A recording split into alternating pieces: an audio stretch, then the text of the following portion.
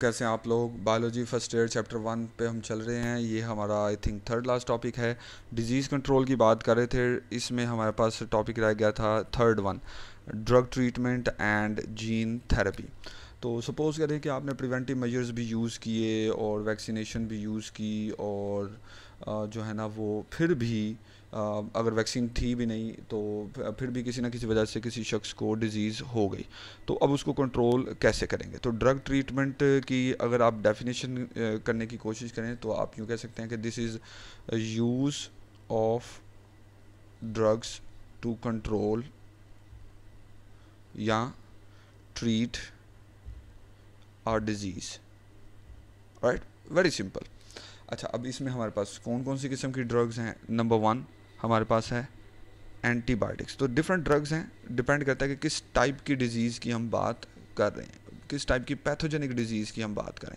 सो antibiotics में हमारे पास दो वर्ड्स हैं, एंटी और बायो। ये हमारे पास दो वर्ड्स हैं। सो इनके लिटरल मीनिंग भी पूछा जा सकता है। एंटी मीन्स अगेंस्ट, मुखालिफ, और bio means life. So it literally means against life. Now ये दीज आर ड्रग्स, ये ऐसी ड्रग्स हैं which are used against bacteria only. ये सिर्फ और सिर्फ बैक्टीरिया और बैक्टीरियल डिजीज़ के अगेंस्ट यूज़ हो सकती हैं। फॉर एग्ज़ाम्पल आप टीबी की बात कर सकते हैं। ट्यूबरकुलोसिस जो है वो बैक्टीरिया की वजह से होती है, तो उसके ख़िलाफ़ आप एंटीबायोटिक्स यूज़ कर सकते हैं। ये इस तरह की ब्रोंकाइटिस हो गया, वो बैक्टीरियल है अगर तो उसके ख़िलाफ़ आप एंटीबायोटिक्स यूज़ कर सकते हैं। नेक्स्ट जो टाइप के ड्रग्स हैं वो हैं anti virals. Anti virals drugs, anti means against, viral का मतलब आपको पता चल गया होगा, वायरसेस के। So these are used against viral infections. ये वायरसेस के ख़िलाफ़ यूज़ होती हैं, वायरल इन्फेक्शंस को ट्रीट करती हैं, ठीक है। उसके अलावा जो है वो हमारे पास थर्ड पे आ जाती हैं anti fungal. Anti fungal drugs ये क्या हैं, नाम से आपको आइडिया हो जाना चाहिए है, क्योंकि थोड़ा बहुत बायोलॉजी का आपको आइडिया है। These are used against fungal infections. ये फंजाई के ख़िलाफ़ यूज़ होती हैं। फॉर एग्जांपल किसी को एथलीट्स फुट हो गया, सो वो जो है ना वो एंटी फंगल यूज़ करेगा। अब एंटीबायोटिक्स वायरसेस या फंजाई के अगेंस्ट यूज़ नहीं हो सकती। इसी तरह एंटीवायरल जो हैं वो बैक्टीरिया या फंजाई के ख़िलाफ़ यूज़ नहीं कर सकते। सो ये जो है ना वो अब पैथोजन स्पेसिफिक होती हैं। इसके अलावा हम थोड़ी सी बात कर लेते हैं। Let's suppose about cancer. अगर डिज़ीज़ ऐसी है कि पैथोजन की वजह से नहीं हो रही, फॉर एग्जांपल ये हमारे पास एक डिसऑर्डर है, कैंसर की बात कर सकते हैं। तो डेफिनेशन आप बता सकते हैं, uncontrolled cell division. Uncontrolled cell division, उसको आप ट्यूमर कह सकते हैं। अगर वो लोकलाइज्ड है तो बिनाइन, अगर वो डीलोकलाइज्ड हो गया, डिफरेंट ऑर्गन्स में स्प्रेड होना शुरू हो गया, टिश्यूज़ में, तो दैट्स कॉल्ड कैंसर या मैलिग्नेंट ट्यूमर। अब जो कैंसर है उसमें आप जो उसका ट्रीटमेंट करते हैं, जो पॉसिबल ट्रीटमेंट है वो है दो तरह के हम यूज़ करें ट्रीटमेंट। एक है कीमोथेरेपी। कीमोथेरेपी, इसको सिंपली कीमो के नाम से भी जानते होंगे आप, ठीक है। सो कीमोथेरेपी में क्या होता है कि use of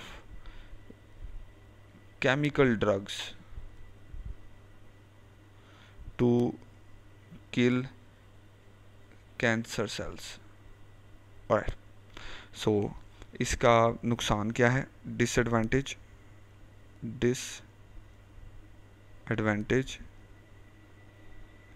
it kills cancer plus normal cells. ये नॉर्मल सेल्स को भी मारना शुरू कर देती है। इसलिए आपने देखा होगा जिन जो कीमोथेरेपी करवा रहे होते हैं पेशेंट्स कैंसर के, उनके बाल गिरना शुरू हो जाते हैं, हेल्थ डाउन होना शुरू हो जाती है, डाइट कम हो जाती है, वो बिल्कुल वीक से हो जाते हैं, फ्रेजल से हो जाते हैं। सो ये सारी बातें हैं। Number two radiotherapy. नाम से आपको थोड़ा सा आइडिया हो रहा होगा कि रेडियोथेरेपी में आप क्या करते होंगे। Use radiations, radio active material से जो रेडिएशंस निकलती हैं टू किल या डिस्ट्रॉय कैंसर सेल्स। इसका डिसएडवांटेज क्या है, ये इर्द गिर्द के जो सेल्स होते हैं, सराउंडिंग सेल्स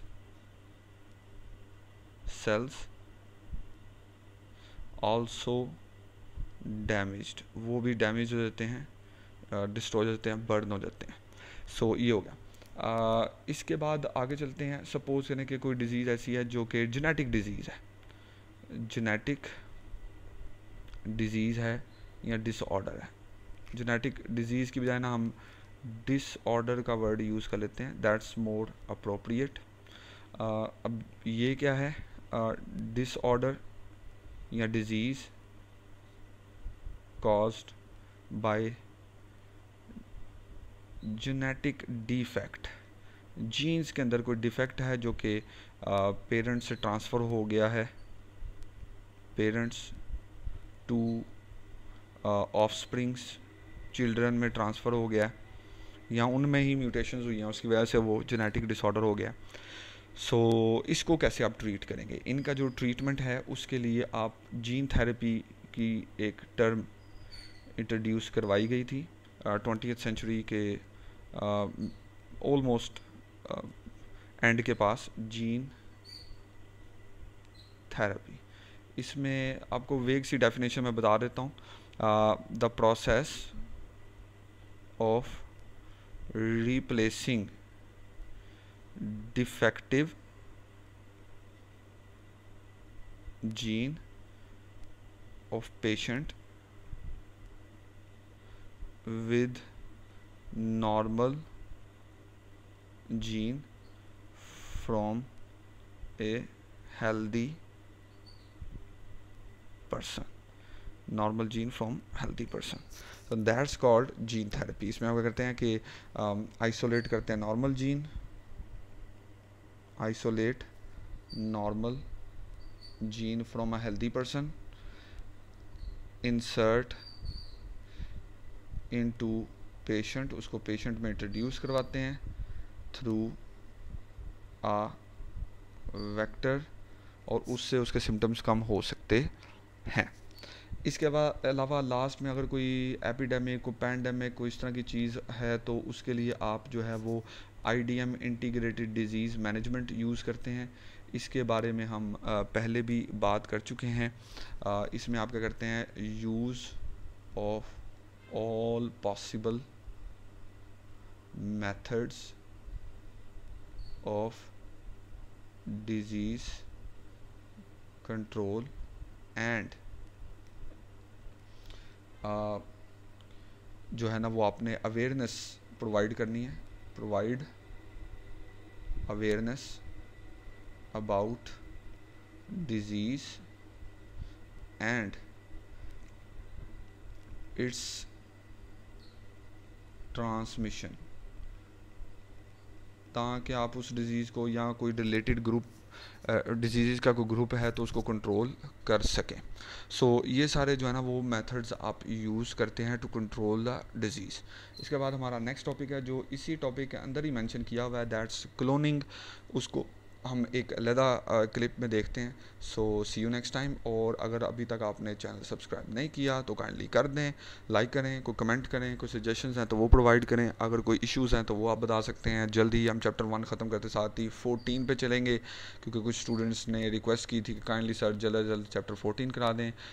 ये कोरोना वाला इशू तो जल्द ख़त्म होता नज़र नहीं आ रहा, so we have plenty of time. तो मैं स्लोली लगा हुआ हूँ। आई होप कि चैप्टर 1 के फ़ौरन बाद हम चैप्टर 14 पे चलेंगे, और उसमें ये कोशिश करूँगा कि रोज़ाना का एटलीस्ट 2 छोटे टॉपिक्स हो सकें, एक चैप्टर 2 में से और एक चैप्टर 14 में से।